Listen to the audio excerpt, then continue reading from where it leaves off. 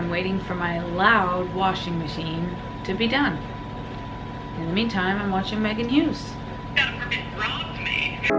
Is evidence of that. So, ladies, gentlemen, boys, and girls, I am coming to you and delivering the girls what they came for. We're about to break into Shit I Dig Volume 6. And I'm excited. It's been a year since I've done a Shit I Dig. I moved out. I've gone through a lot of adjusting. I've had to work a lot more in order to budget, to pay rent, because I'm an adult now, baby. But I have recently came full circle and realized that through all of this, I watch YouTube every day. It's the first thing I do when I wake up in the morning. I don't know if that's healthy or not, but I go to YouTube and I start watching. I love that it's a community that you control your own media. You control what you say. You know, to an extent, we're getting different opportunities to have sponsorships and sustain yourself as a career. I think for the most part, there's still so much transparency on YouTube that obviously you don't get on TV or really in any other media, and I am so fucking here for it and I live for it. So I'm really going to try to dedicate myself even further to this platform, and let's get into it. So I always try to organize it, and the first segment I like to do is cosmetics. Throughout the week for going to work, I don't wear any makeup. I do nothing. I just do skincare. And even if I'm going out, it's an eyebrow moment. It's the Glossier Halo Scope and she's going. That being said, I'm a consumer, honey. I consume. I fill a void within me that I feel needs to be filled with material items. First thing, I already talked about it in my last video, my skincare routine, which I am super disappointed in myself because in my skincare video, I used the Krave Beauty cleanser and sunscreen. I didn't know how to pronounce looooong, and I obviously have watched like almost every one of her videos since then, and now I'm just like, anyways, about looooong, in conclusion, we stand now more than ever. So the first thing I want to talk about is the matcha hemp cleanser. The most important thing about a cleanser is that it's not stripping all your natural mojo, baby. And this doesn't do that. You don't feel tight. You don't feel any of that bullshit. Truly a magical,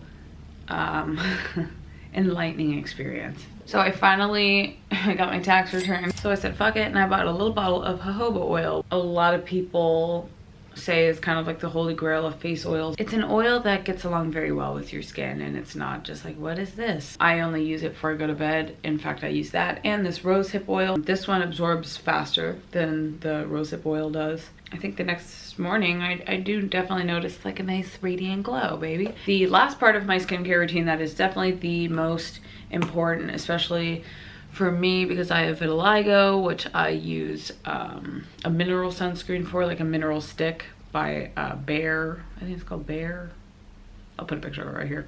But for all over the face, I am still rocking the Beet Shield by Krave, which I tried to use the Neutrogena Water Boost sunscreen to no avail. The fragrance, I think, was like starting to break me out.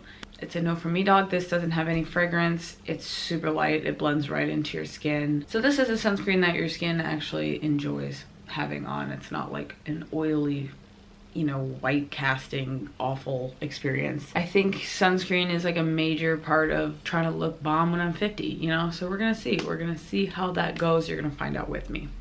Last but not least, for my cosmetic section, is something that I have battled with for so long, and I know a lot of people will be able to relate with me on this one because it's a battle, and I'm interested to see how other people react to this. Natural deodorant.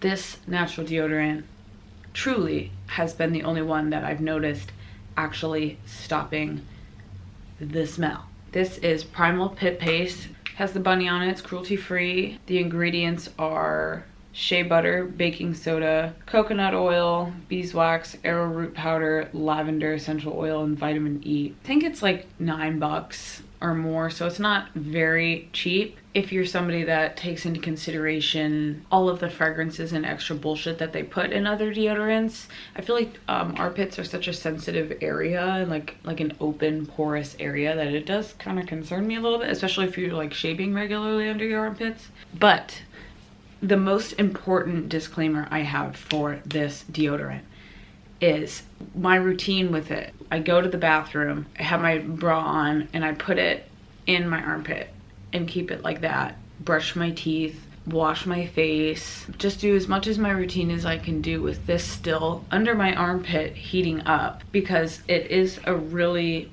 dense material, like pasty material. You want it to heat up so that it becomes more easy to apply on your skin.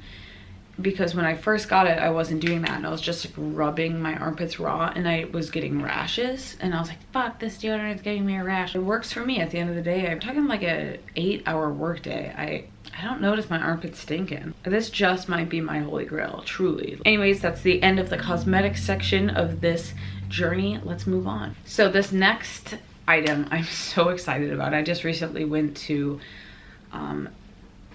Urban Outfitters, which once I've moved out, I don't shop a lot. I thrift shop, and I just try to keep my shopping at a minimum for so many reasons. For the reason of just not buying shit in terms of sustainability, you know, fast fashion, all that. But I will say, I'll be very blatantly honest and say it's hard, because there is a lot of value in buying something new that looks good and makes you feel good, and it's hard to find something affordable and easily accessible that follows those guidelines, you know what I'm saying? So every once in a while I will browse through the Urban Outfitters sale section and I found this hat, and it was in the sale section, and I got it for $9, baby.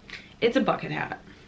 It is a Fila bucket hat, which that's a whole nother thing. In my personal style, there's really only certain brands that I rock. So actually on the inside of the hat, you can see that it said Fila on the outside, but I took it upon myself to just do my own branding, and I just am way more comfortable repping my brand. I've been wearing it kind of like this. The bun is getting in the way, but I'm just not taking my hair down. I just don't feel like it. I'll put some Instagram pictures of me wearing the hat, looking fierce, fab, fresh, and fun. This is an example of like the shit that I would buy at Urban Outfitters. It's always like really weird little odds and ends. The whole outfit will be thrifted, but then she'll come through with like, you know, some little details here and there. So that's pretty much it for my clothing. I don't really buy a lot of clothes anymore. So let's move on to other things. The next thing I've been loving, this is my baggu. I got this when I was in New York at this really cute little vintage store. This thing has been an absolute lifesaver to me. This one is kind of the bigger one. I don't know if it's the biggest one. I'll link their website in the description. You can really get a lot of groceries in there. Oh girl, it's kind of like, okay, Yeezy season 7. We live, we gag. It's definitely been one of those, like, everybody knows you go to the grocery store, fuck, I forgot my reusable bags. Psych, bitch, I got my baggu in my purse. I keep it with me. This has been a lifesaver in terms of not using plastic, because I live in Florida and our grocery stores, we're just not there yet. But I digress. Another thing I want to talk about is a nice atmospheric moment. Every day when I wake up in the morning or when I come home from work, if I want to just like start to unwind and relax, I love aromatherapy. Obviously we have essential oil diffusers everywhere, but that's kind of my second favorite. My number one favorite, mostly because I grew up with it, has been incense. This incense I get at a local health food store. Sandalwood, this is the one that I have right now. Usually we get like a variety of pack too, with like sandalwood, patchouli, those are, you know, my favorites. I like myrrh, I like frankincense. This is Palo Santo. Been burning a lot of that too. Got a couple sticks of that. And then good old sage is another one of my favorites, this little bundle. Something with these bundles, they don't really burn as nicely as sage I've had in the past. What's up with that? I would love, if anybody knows, is like a super sage expert, let me know. Just reminds me of my childhood. Like my mom and dad were always burning sage, always like blasting the Dalai Lama, and had incense burning. So it's just like, it's a tradition for me, like to unwind and relax. And to feel grounded and at peace. Also, to unwind and relax, I've been trying to do a lot more reading instead of just being on the computer or the phone a lot, which I do spend a lot of time watching YouTube videos, but I try to take time to read. We have a nice little front porch, and I've been going out and reading on the front porch and listening to some nice music. I finished The Alchemist, and that was one of my favorite books I've ever read in my life. It was so beautiful and so on par with the way I see the world. So I finished that. That was an amazing book. I've been trying to read that for a really long time. I'm kind of getting sick of starting books and not finishing them. And then I also finished Ernest Hemingway's Old Man and the Sea, and I really, really liked that book too. Let me know if you'd be interested in a video about all the books that I've read in my life up to this point. I've read some that I love and I would love to talk about, so let me know if you're interested in that. I think that's about it for everything else other than my favorite part, which is music. So I want to preface this with my daily struggle when it comes to music. I feel like I always listen to the same shit over and over and over, which I know I don't. I know that's ridiculous, but I definitely have my few songs that I just listen to a lot. Like, still listen to like Raspberry Beret every day, still listen to For Whom the Bell Tolls like every day, still listen to Praise You, like stuff that I talked about in old Shit I Digs. Like, a lot of those songs are still my daily staples because they make me feel super happy, so I'm gonna listen to them, you know? Anyways, I just wanted to preface this with that concern, and wondering if any other music nerd out there in the universe also feels that. Like, we always feel so insufficient, like I don't listen to enough of a broad spectrum, which I really do, but just never good enough, you know? So the first thing I want to talk about is this vinyl that I got for my birthday that Johnny bought for me. It's actually not in there, so I'm just showing you the sleeve. It's in my record player right now. This is Joanna Newsom's Milk-Eyed Mender on vinyl. I adore Joanna Newsom, and I adore this album. Her lyrics, her poetry is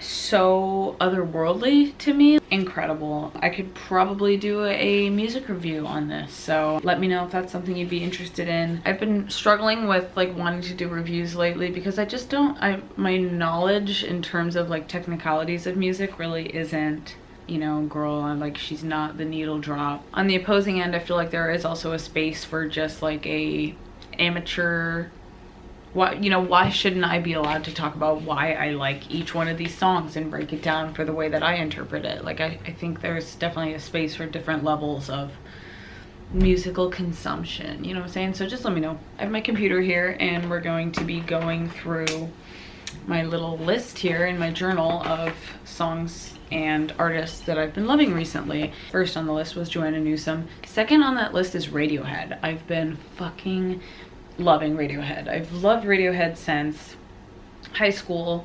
I really got into the bends in high school. I really, really loved My Iron Lung. I literally remember with my headphones in, like walking into my photo class listening to that song because my teacher also really liked Radiohead. I remember listening to Fake Plastic Trees the first time somebody broke up with me, even though I really, like, it was like a 1 week relationship and I was not emotionally invested at all. I just like, I think I just needed a good excuse to cry, so I was like, Fake Plastic Trees, baby. But now I'm revisiting that album and adoring it like even more. Planet Telex is like, it's an amazing song. It's beautiful. I've just really been loving this album, and I was going through some hormonal shit, so it was hitting different. That and OK Computer. I was having the worst battle in my mind as to which Radiohead album I liked more, and I think it might be OK Computer too. A lot of people say Pablo Honey is their favorite, and I don't know if I just like haven't gotten to that point in my life yet, or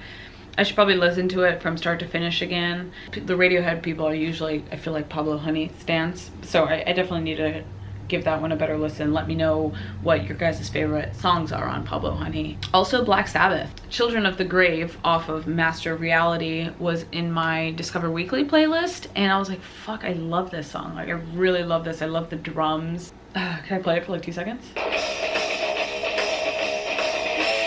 One day when I was feeling angsty, dove into Master of Reality, and it was one of those albums that every second of every song that I listened to, I was like, this is one of the greatest albums I've ever listened to. I think my favorite song on the album is Solitude. It's just the sound of 1971. Encapsulation of that time period. Another person I've been loving is Action Bronson. I saw Action Bronson in Brooklyn when we went to New York, and it was incredible. So I've been listening to a lot of White Bronco, and my favorite song on the album, without a fucking doubt, I've been wearing this song out. It is Irishman Freestyle. I caught a DUI coming out the Trey Songz concert. I've been absolutely loving Assume Form by James Blake. Obviously, I love James Blake, so when that album came out, I was hyped. I would definitely also love to do a review of that if you guys are interested. I know it's a little late, but whatever. I feel like I always do them late. It's better late than never. The music's still out. We still can talk about it. You know, we talk about 30-year-old albums. A song that I've been obsessing over, Is That Enough by Marvin Gaye, off of his album Here My Dear from 1978. It is just the epitome of the vibe that I want to exude and I want my house to have.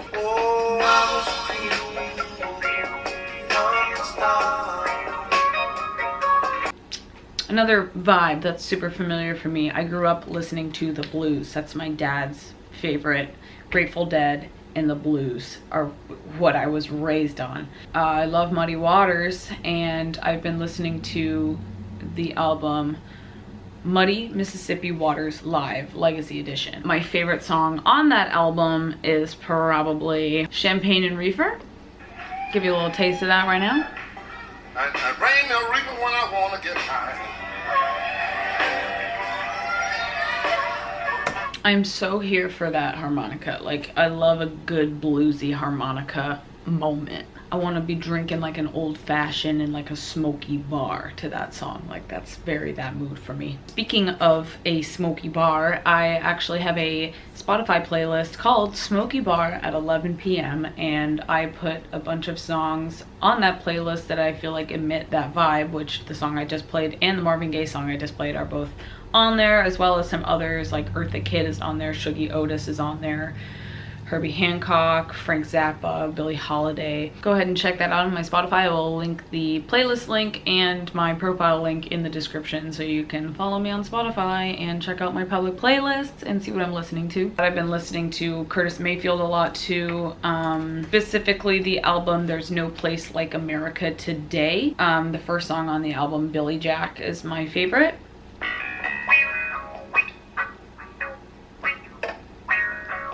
That's all you need. I feel like that's all you need. That's the whole fucking vibe of the album right there. It's just classic funk, 1975 funk. Also, Johnny is a huge fan of Anderson .Paak. We've been listening to his new album and I have been loving the first song, Come Home, with Andre 3000. That's all I have to say about that. I really love that song. It's called Come Home. Love Andre, love Anderson .Paak. Both really cool artists that I'm thankful that we have in this generation. I feel like those are two artists that are a great example of like people, when people say this generation sucks, this music sucks, like can't say that when there's really credible artists. I don't know. It definitely discourages me when people say that there's no good music in this generation. I'm like, clearly you just aren't using the tools that we've been provided in order to find the artists, because there are plenty of talented musicians out there. You just gotta find them. What do you know, folks? We have come to the end of Should I Dig Volume 6. I feel great. I feel really great doing that. I miss doing that. I miss laying it down for you guys and giving you my tea. If you want to just be able to follow what I listen to on a daily basis, like I said, Spotify will be in the description, as well as my Instagram and my Twitter, both things that I frequently post on. Definitely comment if there's any content you would like to see in the near future. I will be here and I'm going to try to be ever more present from here now on out. So as always, thank you. I'm gonna keep digging shit and I will let you know next time what I come up with. Hasta la vista, baby.